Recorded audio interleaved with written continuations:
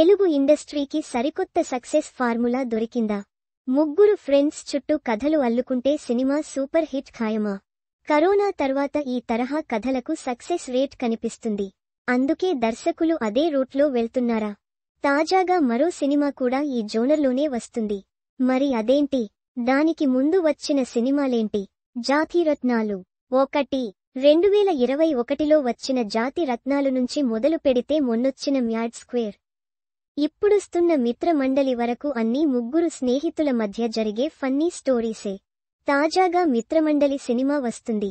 ఇందులో ప్రియదర్శి హీరోగా నటిస్తుంటే, ఆయన స్నేహితులుగా మ్యాడ్లో లడ్డుగా నటించిన విష్ణు, రాగ్ మయూర్ అతడి స్నేహితులుగా నటిస్తున్నారు. అలాగే ప్రసాద్ బెహరా మరో కీలక పాత్రలో కనిపిస్తున్నారు. బన్నీ వాస్ కొత్త బ్యానర్ బీవీ ఆర్ట్స్లో ఈ సినిమా వస్తుంది. మిత్ర మండలి టీజర్కు అదిరిపోయే రెస్పాన్స్ వస్తుంది. ముగ్గురు ఫ్రెండ్స్ అనే సెంటిమెంట్ బాగా కలిసొస్తుంది. బ్రోచేవారెవరురాతో పాటు ఓన్ బీన్ బుష్లో శ్రీ విష్ణు, రాహుల్ రామకృష్ణ, ప్రియదర్శి ఫ్రెండ్స్ గా నటించారు. అలాగే జాతి రత్నాలులో నవీన్ పొలిశెట్టితో కలిసి రాహుల్, దర్శి నటించారు. మ్యాడ్ సిరీస్ లో నార్నే నితిన్, రామ్ నితిన్, సంగీత్ శోభన్ నటించారు. కూడా ముగ్గురు స్నేహితుల చుట్టూ తిరిగే కథే.